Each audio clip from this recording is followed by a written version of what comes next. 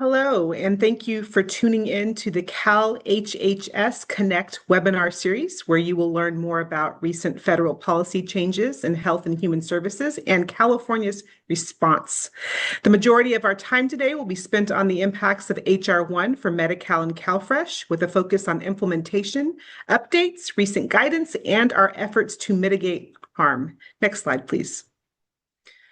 I am joined by Director Baass of the Healthcare Services Agency and the Director Troia of the Social Services Department. Next slide. And before we focus on HR 1, I wanted to share a few additional areas of significant federal policy action impacting health and human services. There's a lot happening. For context, over the past year, CalHHS and its departments have substantively supported 17, or 1/3, of the Attorney General's 53 lawsuits against the Trump administration. The agency and its departments have engaged with the Attorney General's office to help shape and inform these lawsuits. CalHHS has helped secure preliminary injunctions in many of these high-profile and high-impact cases, enjoining the federal government from proceeding with its unlawful actions. These include the lawsuit brought in November to protect SNAP benefits during the federal government shutdown, the July lawsuit challenging the defund provision targeting Planned Parenthood in HR 1, and the April lawsuit challenging HHS's unlawful termination of $11 billion on critical public health funding. Next slide. A more recent example is the freeze on funding by the federal government at the beginning of January 2026. On January 6th, the Trump administration announced it would freeze $10 billion in federal funding for California and 4 other democratically led states, Colorado, Illinois, Minnesota, and New York, impacting temporary assistance for needy families, or TANF, or CalWORKS in California, the Child Care and Development Fund, or CCDF, and the Social Services Block Grant, or SSBG. The letters read, ACF has reason to believe that the state of California is illicitly providing illegal aliens with benefits intended for American citizens and lawful permanent residents, but they provided no evidence supporting specific concerns. Taking swift action, on Thursday, January 8th, California, along with the 4 other states, filed a lawsuit challenging the Trump administration's illegal freeze of this funding. We were seeking an emergency order to immediately prohibit the federal government from maintaining the freeze while the case moves forward, which was granted on Friday, January 9th. California holds itself to the highest standards of accountability and program integrity. We investigate and prosecute fraud to protect taxpayer dollars and ensure these critical programs serve the people they are intended to help. California will not allow these attacks to dismantle programs that are responsibly managed and successfully disrupting poverty across our state. Our efforts to respond to this action will continue. Next slide, please. Another area of focus is access to gender-affirming care. Late last month, the federal government made clear its plans to restrict access to essential and life-saving health care for transgender people. On December 18th, the Federal Department of Health and Human Services announced proposed rules that would eliminate federal funding for youth gender-affirming care and exclude hospitals that provide this care from participating in Medicare and Medicaid. We want to be clear in our message to health plans, providers, and transgender youth and their families. Proposed rules are not final and do not carry the force of law. California laws protecting health care for transgender individuals remain in full effect, and providers and health plans must continue to comply with them. We are also closely watching the lawsuit filed by a coalition of states, including California, challenging Secretary Kennedy's unlawful declaration that purports to create a new standard of care for gender dysphoria. Last week, federal HHS agreed not to take action to enforce the declaration against any providers of gender-affirming care for 30 days or until the court decides the motion for summary judgment, whichever comes first. In California, we remain committed to ensuring all people have access to medically necessary, evidence-based care. We will continue to stand with transgender youth, their families, and healthcare providers, and we will continue to fight the federal administration's cruel and inhumane policies. Next slide, please. There have been many federal actions impacting immigrant access to the safety net. Each department director will speak about H.R. 1's exclusion of certain lawfully residing immigrants, such as refugees, asylees, parolees, victims of trafficking, and more, from Medi-Cal and CalFresh. We also want to draw your attention to the proposed public charge regulation, which aims to broadly expand the definition of public charge for purposes of determining whether an immigrant can be admitted into the United States and/or obtain permanent lawful residence. The proposed rule removes clarity of prior policy and seeks to increase discretion for immigration officers to make this determination. We expect that impact to be chilling effect, will reduce the use of benefits out of fear that public benefits will have immigration consequences to individual participants and our family members. We also want to draw your attention to reinterpretation of the Personal Responsibility and Work Opportunity Reconciliation Act, also known as PRORA, to broaden the definition of federal public benefit so that the definition would apply to more federal programs and impose eligibility restrictions on immigrants. Similarly, the impact is expected to reduce access to early childhood and family services, maternal and child health, nutrition programs, among others. Other federal immigration policy changes impacting access. You're likely tracking increased deportation and detention, including at sensitive locations, again, expecting chilling effect on immigrants seeking healthcare, education, food, and beyond. There's also been data sharing from federal benefit programs, including Medicaid and SNAP, for immigration enforcement purposes, and also a termination of legal pathways such as temporary protected status, categorical humanitarian parole, creating restrictions to and eliminating automatic renewals of employment authorization documents, or EADs, among other changes. All again with an anticipated impact of increased risk of detention or deportation, disrupting family economic stability and limiting access to employment-based health coverage. Well, I want to tell you that California is responding to these changes, has made investments in community-based organizations that provide immigration legal services, supportive services, mental health, family support, and navigation support. For example, community health workers. Our intent is to help individuals and families maintain eligibility to critical programs and services that they're eligible for, and for the newly ineligible to connect them with alternative resources. We also want to provide information to individuals and families to help them make risk-informed decisions about program participation, and finally, to identify private resources and partnerships that can help meet gaps in services for individuals and families. Next slide, please. On the public health front, you are likely following a presidential directive to align the United States recommendations with peer nations, such as Denmark. Health and Human Services and the CDC have announced changes to the United States childhood immunization schedule. This decision did not follow established procedure for immunization policy recommendations and was not based on any new data on the safety and effectiveness of vaccines. The science behind immunization recommendations has not changed.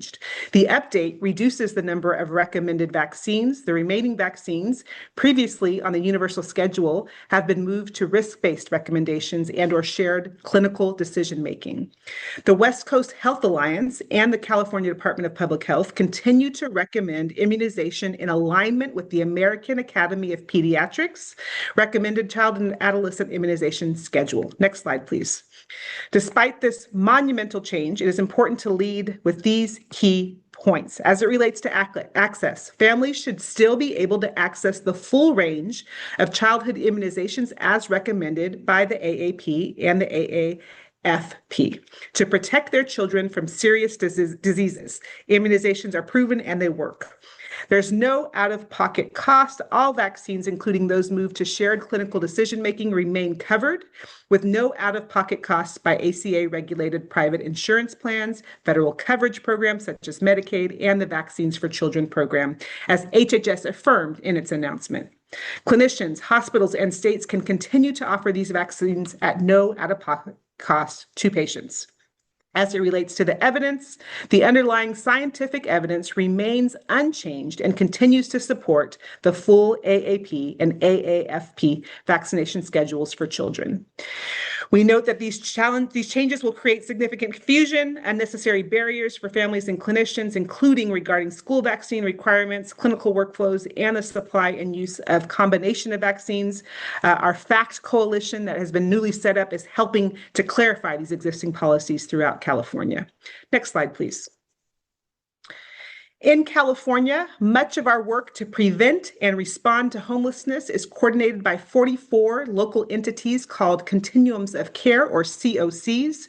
In 2024, California COCs collectively were awarded over $680 million in funding from the Federal Department of Housing and Urban Development, or HUD. About 90% of awarded funds are for different types of permanent housing, with over 65,000 individuals in California housed in COC-funded permanent or permanent supportive housing. In November, HUD published an updated notice that significantly reduced the amount of funds available for permanent housing from about 90% to a cap of 30%, along with a number of other changes that would impact California COCs. A recent estimate from the National Alliance to End Homelessness suggested that this change could cause nearly 27,000 Californians to lose their housing. California joined a number of other states in suing to reverse these federal actions and ensure funding flows to our COCs. The November NOFO and a subsequent update are both on hold as a result of a judicial order, but we are still waiting to see how this resolves. We hope that this is addressed soon so that our COCs can continue dispersing Year 2 funds and providing these valuable services to Californians. Next slide, please. And my final update is good news related to the Rural Health Transformation Program. Just before the new year, on December 29th, California was awarded $233.6 million for federal fiscal year 2026 through the Federal Rural Health Transformation Program. The award will be used to support rural and frontier communities across the state. The Healthcare Access and Information, as it will be administering these funds, and their efforts will focus on developing and improving a connected and resilient rural health system where rural and frontier Californians can access timely, person-centered care closer to home. Next slide, please. This program advances HCI's mission to expand equitable access to healthcare for all Californians by strengthening the healthcare workforce for rural communities, helping rural facilities become more resilient, leveraging actionable health data to improve rural health quality, and making healthcare more affordable. And now, with that, I will turn it over to Director Michelle Baass to start in on HR1 and Medi-Cal impacts. Our guiding principles and how we are implementing HR1 remain. We are focused on mitigating harm, reducing administrative burden, and streamline processes, actively engage our stakeholders, and communicate with clarity, timeliness, and transparency. Director Baass, I'll turn it over to you. Thank you. Thank you, Secretary Johnson. I'm Michelle Baass, Director of the Department of Healthcare Services. Next slide, please. Today, I plan to provide an overview of HR1 Medicaid provisions, and in particular, the provisions related to work and community engagement requirements, 6-month renewals, and immigrant coverage. Then I will review our HR1 proposals included in the governor's budget. Next slide. Medi-Cal serves nearly 15 million Californians, roughly 35% of the state, including 5.5 million children and teens. It supports older adults and individuals with disabilities. Medi-Cal is more than just healthcare. It is a lifeline for the Californians it serves, providing access to vital medical and dental services, preventive care, mental health support, substance use disorder treatment, and care for chronic conditions. HR1 makes sweeping changes to the Medi-Cal program and will likely cause widespread harm by making massive reductions in federal funding and potentially cripple the healthcare safety net that all Californians depend on. These changes put tens of billions of dollars in federal funding at risk for California and could result in a loss of coverage for millions. In particular, the provisions of HR1 that apply to Medi-Cal focus on restricting eligibility and access requirements. This includes work and community engagement requirements, semi-annual eligibility checks, restrictions on retroactive coverage, and new cost-sharing requirements. State financing restrictions. This includes limitations on state funding mechanisms such as provider taxes and state-directed payments, which are vital to Medi-Cal, and penalties related to improper payments. Immigrant coverage limitations. This includes reductions in federal matching rate for emergency services for individuals with unsatisfactory immigration status and restrictions on lawful immigrant eligibility, and a one-year ban on abortion providers receiving federal Medicaid dollars. Of note, compared to the October webinar, we have updated our estimate for the number of individuals impacted by these provisions as part of the governor's budget. We now estimate that up to 2 million individuals may lose coverage. As we continue to understand the federal policy, work towards implementation, and review our data, we will continue to refine these numbers. Next slide, please. As you can see, the provisions of H.R. 1 go into effect over the course of the next 4 years, with some of them taking effect immediately upon enactment of H.R. 1 and others not starting until 2029. Next slide, please. Today, I'm going to focus on the mandatory work and community engagement requirements and 6-month redetermination requirements that go into effect in January 2027. Next slide, please. Additionally, I will speak to the immigration cover changes that go into effect October 1st. Next slide, please. As we work on implementation details and work with our partners to implement the provisions of H.R. 1, we are guided by the following principles. We want to automate to protect coverage, maximize the use of data sources to confirm eligibility without burdening members, reduce paperwork, streamline verifications, and safeguard coverage stability. Communicate with clarity and connection. Implement an outreach and education campaign that is culturally relevant, linguistically accurate, and written in plain language to build trust and help members understand the changes. Simplify the renewal experience. Modernize and streamline the Medi-Cal renewal process with a clearer, member-friendly form and 6 months renewal steps that are easier to navigate. Educate and train those who serve Medi-Cal members. Deliver comprehensive training on all H.R. 1 provisions for county eligibility workers.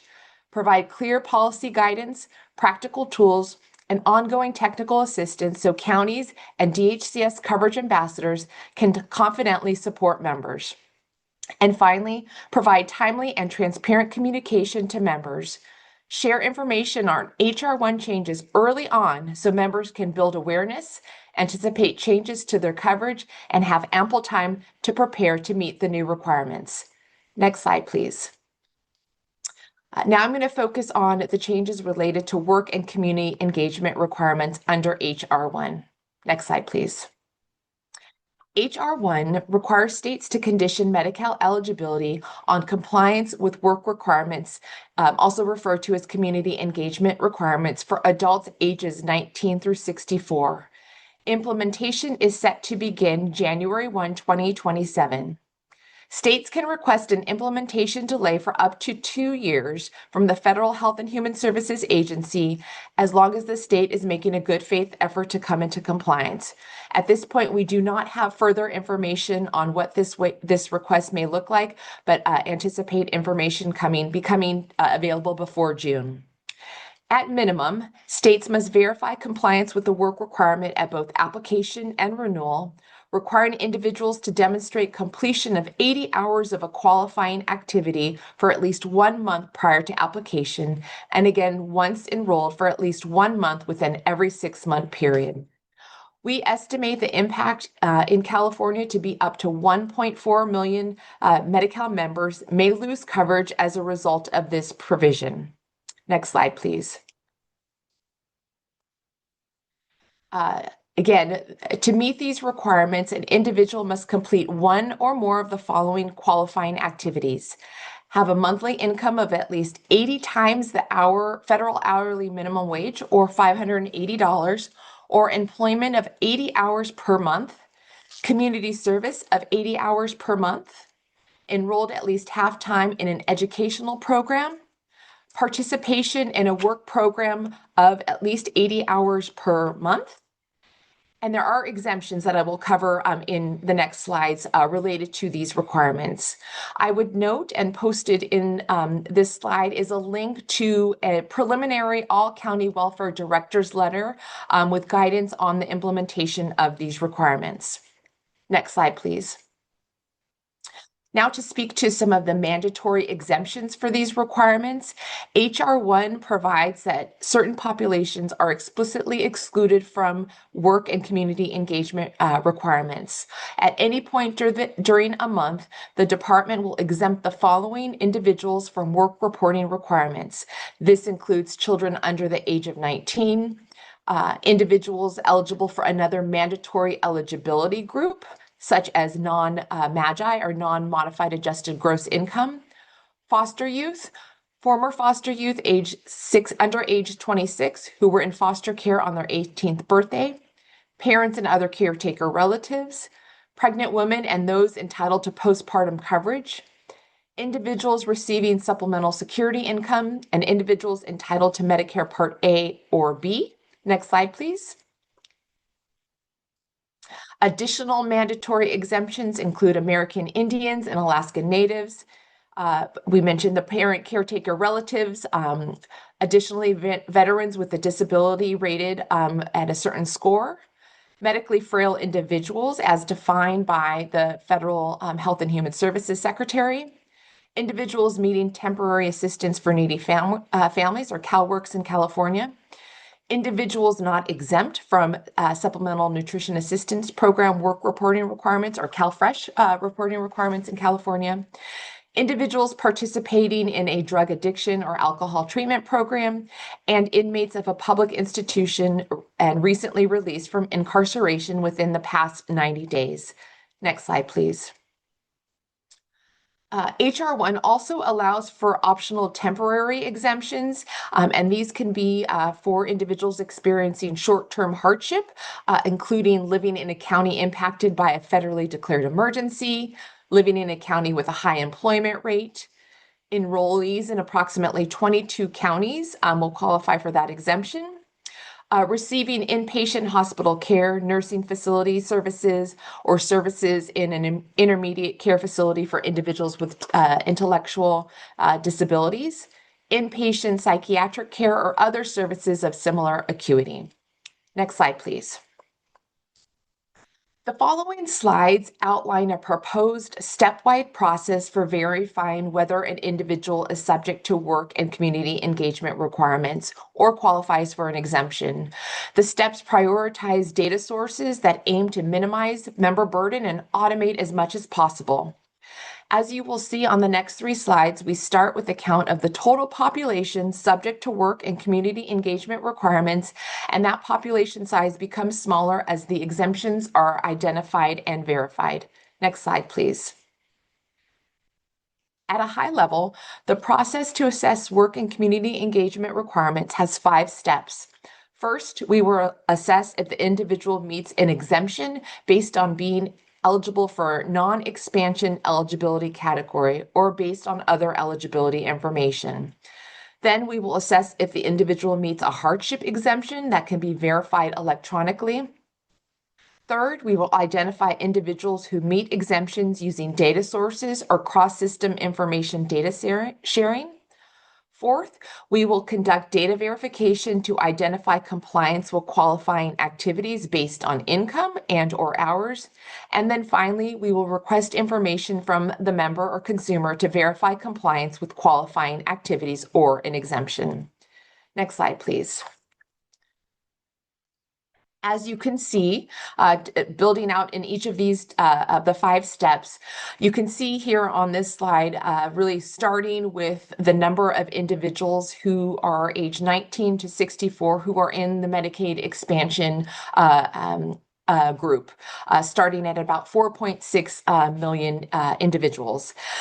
Then looking through the data to exempt individuals based on aid code, then based on exemptions related to parents, guardians, caretakers of dependent children, individuals released from incarceration in the past 90 days, and then individuals who can be coded exempt because of other information that we have upon application or renewal.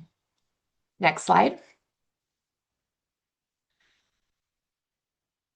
Then we will assess if the individual meets a hardship exemption. So again, these are exemptions, those short-term hardship exemptions related, for example, to individuals living in a county impacted by a federally declared emergency or disaster, or living in a county with a high employment rate. Third, we would then assess individuals who meet exemptions using data sources or cross-system information sharing to see if we can automatically exempt those individuals. And as you can see, we have TBD for this step 3 here as we continue to do data matches and assess data linkages to automatically exempt these individuals. And then the fourth step, to conduct data verification to compliance with qualifying activities, such as having an income of at least $580 per month, or meeting the 80 hours of work per month, and our anticipated exemption there. After we complete steps 1 through 4, we are left with about 2.8 million individuals for whom we, at this point, may not be able to automatically exempt or deem compliant via an automatic process. And from there, we assume 50% of individuals would disenroll based on experience from other states for failure to demonstrate compliance. Next slide, please. As I mentioned, as part of the verification and data matching process, we are intending to use as much automatic data sourcing as possible. And the next few slides really laying out some of the potential data sources and the status of our engagement with those data system partners or other abilities to access the data. So you can see here with regard to income of at least $580 per month and or 80 hours of work, using quarterly wage data and IRS data, Equifax work number, gig economy data, to verify veteran status, information from veteran service history and eligibility interface that we are hoping to build out. Next slide, please. With regards to exemptions from certain categories, we have our Medi-Cal eligibility aid codes, and so we are configuring our system to exempt individuals who have these various aid codes. Next slide. Our medically frail exemption category, looking for claims and encounter data to automatically verify information regarding medical frailty. Also looking to work with our managed care plans for timely sources of exemption data. And then using our short Doyle Medi-Cal system to exempt individuals who with especially mental health diagnosis or a substance use disorder diagnosis. Next slide. Then with regard to compliance or in CalWorks or CalFresh, using data from our Department of Social Services, our sister agency, to automatically move forward on that exemption, working with our education providers and other clearinghouses data to exempt individuals based on education information.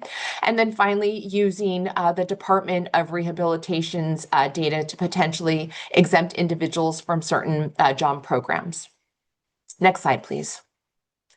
Now moving on to the requirement with regard to 6-month renewals. Next slide, please. Effective January 1st, 2027, states will be required to redetermine eligibility for adults enrolled through the Affordable Care Act Medicaid expansion once every 6 months. Today, we do this redetermination process once a year. As a result of this new eligibility requirement, we estimate that about 289,000 individuals will be disenrolled in the budget year, increasing to about 400,000 Medi-Cal members may lose coverage in the budget year +1 upon full implementation of this requirement. Next slide, please. We recently posted on our website a preliminary all county welfare directors letter with implementation details for the 6-month renewals for adult adult group requirements. This process will follow the same process as the 12-month renewal, including ex parte, renewal timelines, and reminder notices. Only the individuals on the case who are subject to a 6-month renewal will be required to complete and return the renewal. We are in the process of updating and streamlining the MAGI renewal form to reduce member burden in completing this form.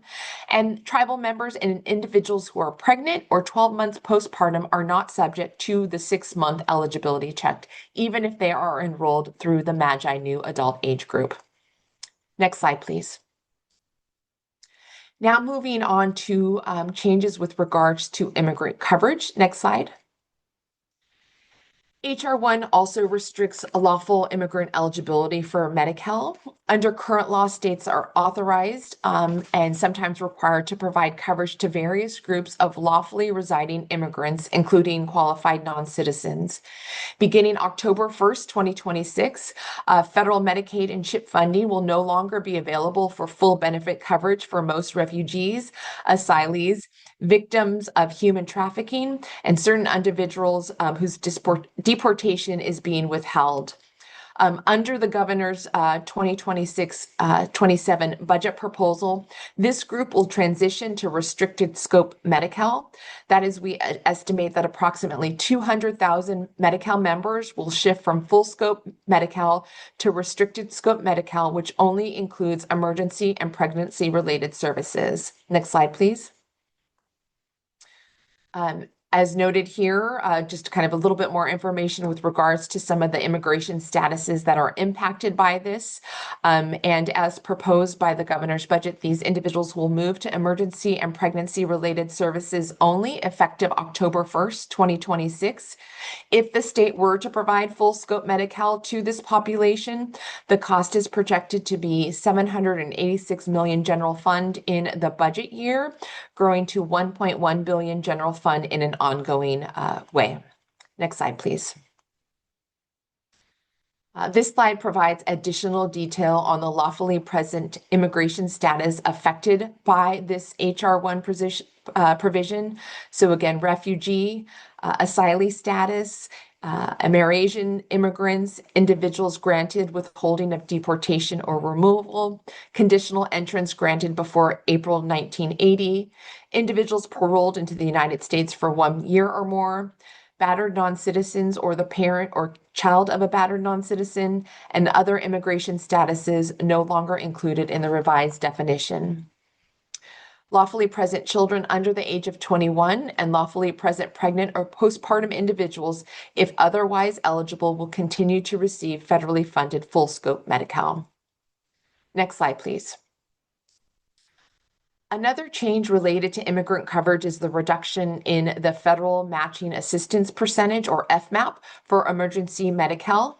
Under this provision, beginning October 1st, 2026, H.R. 1 prohibits states from receiving the 90% enhanced federal matching rate for emergency services provided to individuals who, but for their immigration status, would have qualified for the ACA Medicaid expansion group. And instead, states will receive the regular FMAP rate, which for California is 50% for all emergency services. As a result of this change, an additional $658 million is included as part of the governor's budget. Next slide, please. Now wanted to provide a highlight for, next slide, please, of the proposals included in last year's the 2025 Budget Act and as part of the governor's budget that was released last Friday. As part of the 2025 Budget Act, the department received $2.5 million for technical assistant contracts to support the policy and development of H.R. 1's eligibility provisions and 7 limited term positions to continue this policy development and implementation work and to meet the federally required outreach efforts. The governor's budget includes a budget chain proposal with $17.5 million related to outreach and media to facilitate compliance on the outreach components related to community engagement, and extending the 7 limited term positions for 4 years to continue work on the HR1 eligibility provisions.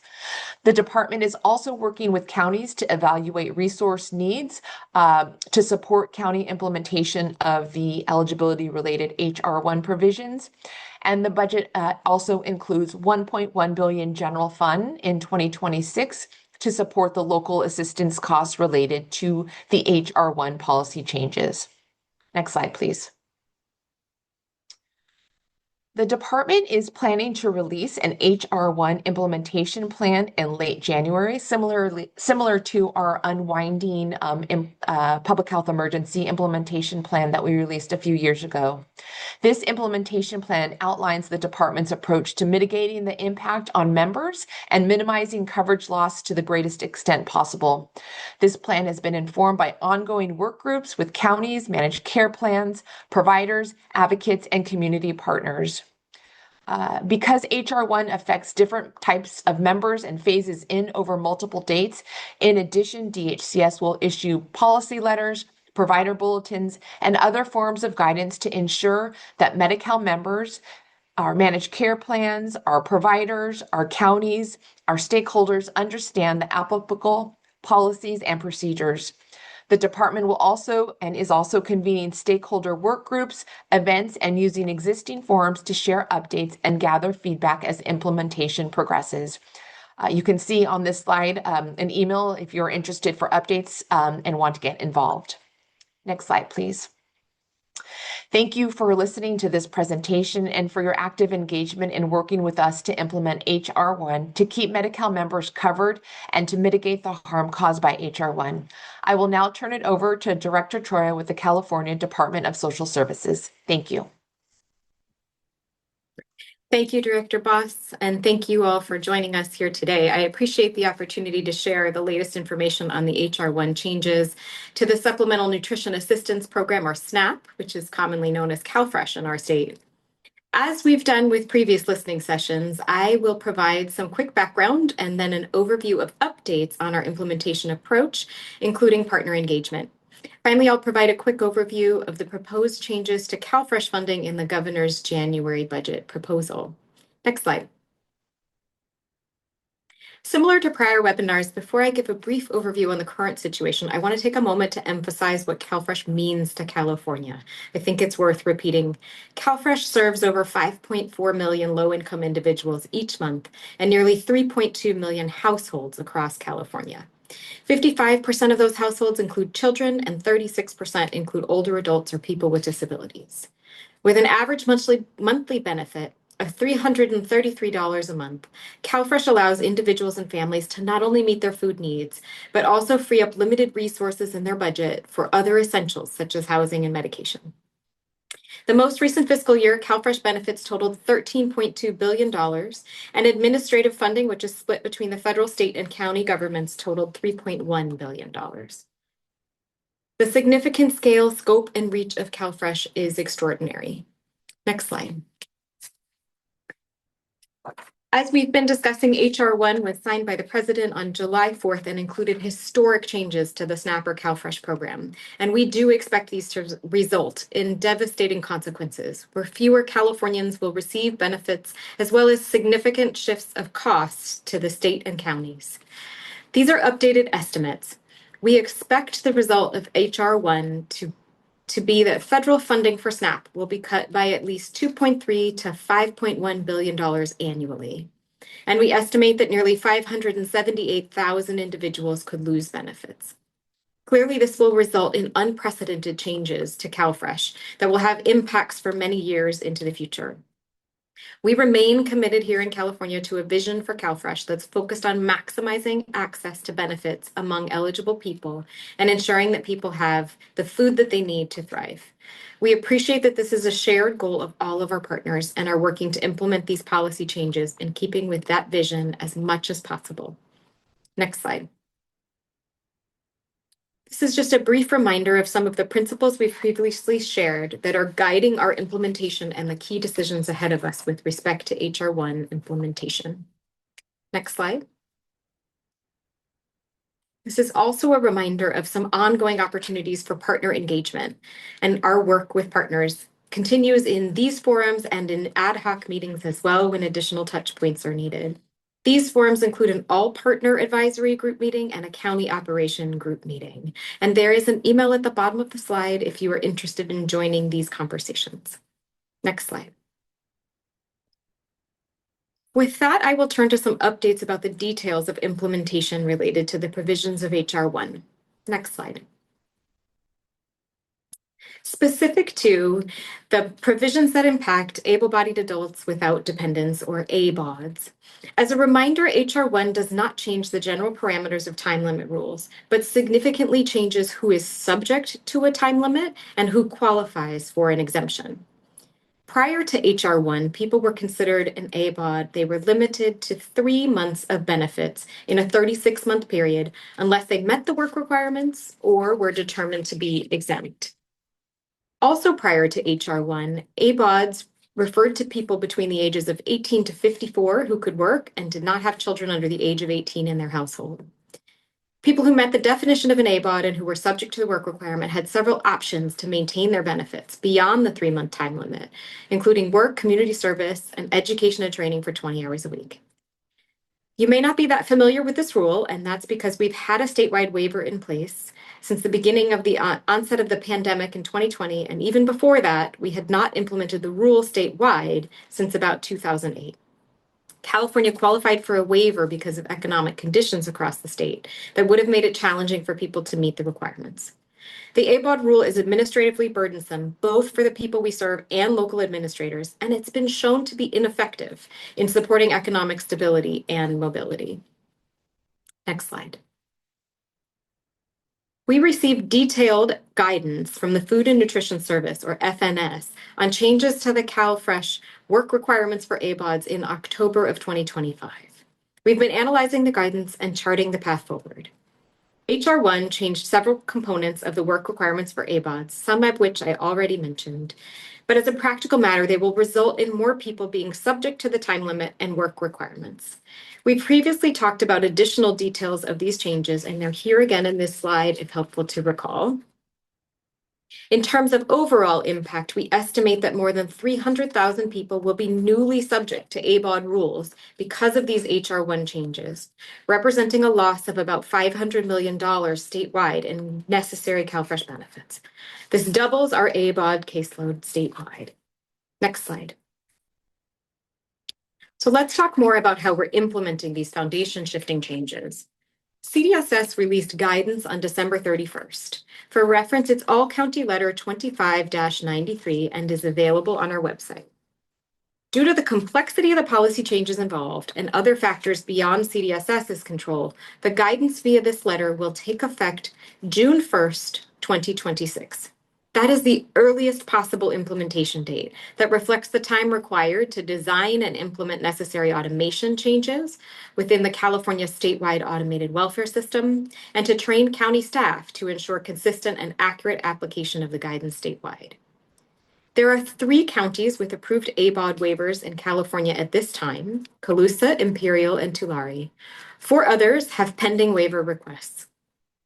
All counties that are not eligible for a new waiver must implement the CalFresh time limit and work requirements for ABODs beginning June 1, 2026. Counties must screen for an exemption before applying the time limit or work requirements, including applying a countable month, which are the 3 months of benefits that ABODs can receive in a 36-month period without meeting the work requirement. They must only require exemption screening for relevant household members at initial certification and recertification. Individuals who do not meet the criteria for an exemption will be subject to the work requirements and must engage in a qualifying activity to maintain benefits after 3 months. Individuals may voluntarily report changes that result in a new exemption anytime during the certification period. Next slide. Prior to HR 1, there were many types of non-citizen status under which individuals were eligible for CalFresh. HR 1, however, significantly changes these rules. Moving forward, only non-citizens who are lawful permanent residents who have met the 5-year residency requirement, Cuban or Haitian entrants, or people who are in the U.S. in accordance with the Compacts of Free Association Agreement are eligible. Next slide. This is a list of lawfully present non-citizens who are no longer eligible for CalFresh under H.R. 1. As you can see on the slide, this means that many humanitarian immigrants, such as asylees, refugees, parolees, and battered non-citizens or trafficking victims, will no longer be eligible for CalFresh. We estimate that about 74,000 non-citizens will lose eligibility entirely, representing a loss of about $133 million in benefits. FNS released guidance for non-citizens on November 7th, and CDSS has now issued guidance for implementation of the policy changes. Next slide. Effective April 1, 2026, county welfare departments must apply the new non-citizen eligibility criteria at initial certification for new applicant households and at recertification for ongoing households. This implementation date takes into account the complexity of the policy changes, which require adequate time to provide accurate and comprehensive training to county staff. In addition, the CalSAWS automation system must complete necessary updates to ensure accurate application of the changes. Further, we've determined that the use of the current automation or manual workarounds are not feasible. Relying on manual processes at this scale would create a high risk of inconsistent data entry, incorrect case actions, and data tracking gaps the system would not be able to reconcile. These errors could lead to systemic and long-term inaccurate eligibility outcomes and disruptions in benefits. For these reasons, CDSS directs counties not to use current automation or manual workarounds to implement the changes under H.R. 1 prior to the effective date in this letter. Next slide. So to be clear, any application received before April 1, 2026 must be processed under pre-H.R. 1 criteria. As they do today, counties must treat an ineligible non-citizen household member as an excluded household member. As a reminder, households are not required to report a change in immigration status during the certification period. That said, if people voluntarily tell us about a change in immigration status before recertification, what happens depends on whether the change would result in a decrease or increase in the household's benefits. If it would result in a decrease, the county must issue a no change notice. If it would result in an increase in the household's benefits, the county must act on the change. The state of California provides state-funded food benefits through the California Food Assistance Program, or CFAP, for certain non-citizens who do not qualify for CalFresh benefits, which are federally funded.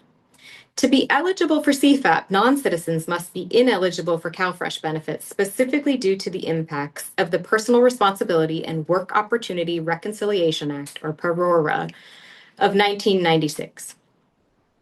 H.R. 1 does not impact CFAP non-citizen eligibility criteria relevant to the state's federal option to aid this specific group of immigrants impacted by the 1996 law, and state law governing CFAP eligibility remains unchanged. This means that lawfully present non-citizens who lose CalFresh eligibility due to H.R. 1 are not eligible for CFAP unless their immigration status is later adjusted to a status that would already have qualified them for CFAP. Next slide. Given the various dates for pieces of H.R. 1 implementation, we put together this simple slide to reiterate when these two big policy changes take effect. Next slide. With that, I will briefly touch on the next topic, which talks about CalFresh quality control active case reviews. These are reviews the state is required to conduct as a part of federal quality control rules. Beginning with the December 2025 sample month, CDSS will conduct all federal SNAP QC active case reviews instead of the counties, except for those completed by Los Angeles County, which the county will continue to complete. This is a trial transition of workload to the state, and it will continue through federal fiscal year 2026. CDSS will continue to ensure that counties have information resulting from the reviews that is needed to strengthen county operations and enhance accuracy. Next slide. Finally, I want to note that the governor's 2026-27 budget proposes $17.2 billion total funds for CalFresh and nutrition programs. With respect to H.R. 1, the budget includes a few key changes. First, there's a federal fund decrease and corresponding state and county funding increase due to HR1 changes to the CalFresh administrative cost sharing that begin October 1, 2026 under HR1. As a reminder, the federal share of these costs will decrease from 50% to 25%. This will increase the state share from 35 to 52.5%, and the county share from 15 to 22.5%. The additional costs are budgeted to be $382.9 million general fund and $149.5 million county funds. There are also HR1 caseload impacts, specifically affecting ABODs, newly excluded non-citizens, and recipients of SUAS grants. Finally, HR1 funding impacts include the funding reductions for CalFresh Outreach and the CalFresh Healthy Living Program here in California, and the governor's budget includes a proposal for additional state operations funding of $4.8 million for CDSS staff.